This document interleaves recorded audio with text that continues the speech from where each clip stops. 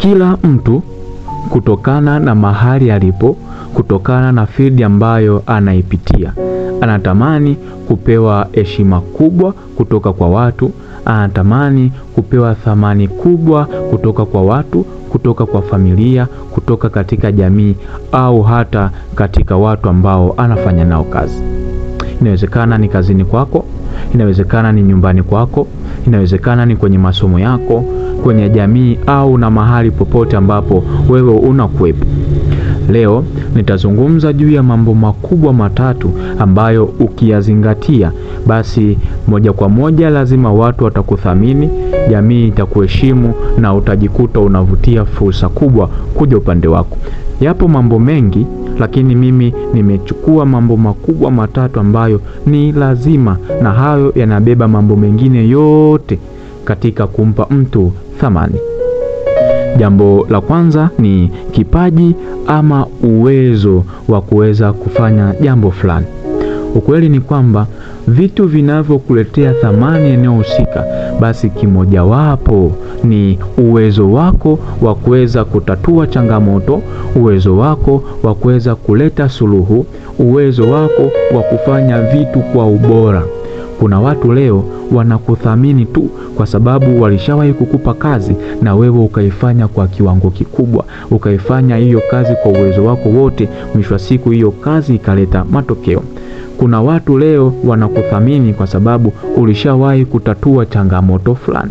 Sasa kupitia uwezo wako, manake unatafuta vile vitu ambavyo wewe ukivifanya, basi hakuna mtu mwingine anaweza akavifanya kwa ubora ule ule, kiasi kwamba hata siku usipokuwepo na likatokea lile tatizo, manake watu watakutafuta, manake watu watakupigia simu, na hilo kitu hakitofanyika mpaka wewe uwepo.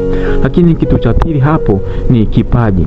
Ukweli ni kwamba leo kuna watu wengi mashuhuri tunawathamini na kuwaheshimu, si kwa sababu tunawapenda sana, hapana, lakini ni kwa sababu ya kipaji chao.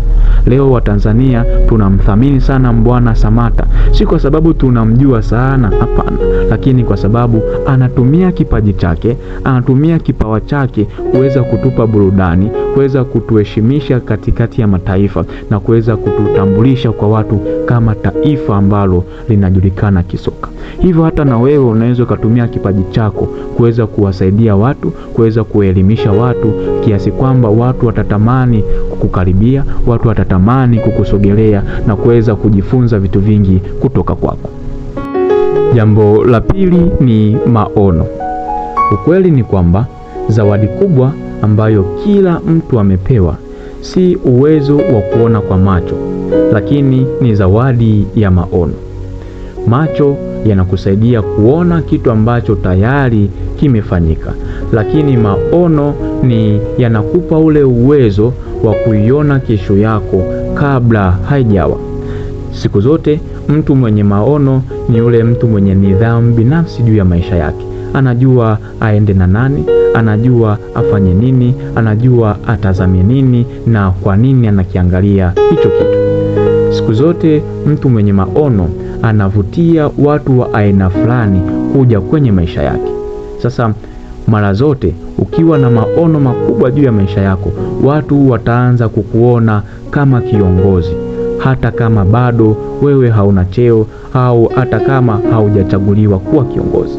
Watu wanapenda kuongozwa na yule mtu ambaye atawaongoza, atawaonyesha njia, atawaambia tunafanya nini na kwa nini tunafanya hicho kitu. Sasa ukiwa na maono, manake watu watataka kuwekeza kwako ili wawe sehemu ya mafanikio yako, ili wawe sehemu ya wewe kufanikiwa kutokana na hayo maono. Na ukweli ni kwamba bila maono, manake utajikuta unakwenda sehemu yoyote, unafanya vitu vyovyote, na kuna sehemu ambazo ukienda, mwisho wa siku watu wanakushusha thamani, mwisho wa siku watu hawatakuheshimu kwa sababu tu amekuona umeambatana na watu fulani, na amekuona umefanya kitu fulani ambacho kipo undervalued. Jambo la tatu na muhimu sana, basi ni tabia. Ukweli ni kwamba tabia ndiyo inayolinda kipaji chako, tabia ndiyo inayolinda maono yako. Ukiwa na tabia njema, manake watu watatamani zaidi kuwa karibu na wewe, watu watavutiwa zaidi kuwa karibu na wewe, watu watakuthamini na kukupa heshima. Lakini ukiwa na tabia mbaya, manake hakuna mtu ambaye atatamani kuwa karibu na wewe, hakuna mtu ambaye hata kuheshimu. Unaweza ukawa na kipaji kikubwa sana, lakini tabia yako ndiyo itaamua watu waendelee kukuheshimu au wasikuheshimu. Hata kazi nyingi zinazotangazwa, moja ya kigezo kikubwa ambacho huwa kinaandikwa ni maadili. Sasa imagine mtu ana uwezo mkubwa, ana kipaji kikubwa, lakini ana tabia mbaya. Je, anaweza akavutia watu? Je, anaweza akavutia fursa? Jibu ni hapana, kwa sababu watu wataogopa kufanya kazi naye.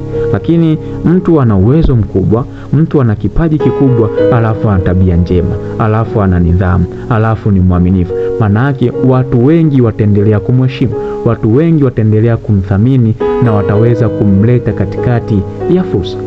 Leo kuna wachezaji wengi ambao wana vipaji vikubwa na walikwisha kutabiriwa kwamba watafika mbali, lakini kutokana na tabia zao hakuna sehemu waliofika. Watu wameogopa kufanya kazi pamoja na wao, watu wameogopa kuwapa fursa kwa sababu tu ya tabia zao. Wewe jiulize, tabia yako inakufanya watu wakuthamini au wasikuthamini? Ukweli ni kwamba mambo haya yote matatu ni muhimu sana na yana faida kubwa sana kama utayazingatia. Ukiwa na uwezo, ukawa na kipaji, alafu ukawa na maono, mwisho wa siku ukawa na tabia njema, manake utavutia fursa badala ya wewe kuzitafuta fursa. Ukiwa na vitu hivi, hautotumia nguvu kubwa kuweza kutafuta fursa, lakini fursa zitavutiwa na wewe, kwa sababu fursa zinawataka watu wenye uwezo wa kuleta mabadiliko. Fursa zinawatafuta watu wenye kipaji cha kuleta burudani kwa watu. Fursa zinawatafuta watu wenye maono, wanaojua wanaenda wapi, wanaojua wanataka nini. Lakini fursa zinawataka wale watu wenye tabia njema, wenye maadili mazuri. Kwa hiyo hautotumia nguvu kubwa kuweza kuzivuta fursa hizo. Niandikie kwenye comment, wewe kati ya mambo haya matatu, lipi kwako unaona limekusaidia na limekuwezesha kufika hapo ulipo? Niandikie ili mimi na wengine tuendelee kujifunza zaidi. Nakushukuru sana kwa kutenga muda wako kunisikiliza. Tukutane tena wakati mwingine kwenye mada nyingine. Discover your purpose, live the life you are born to live. Everything is possible. Bye bye.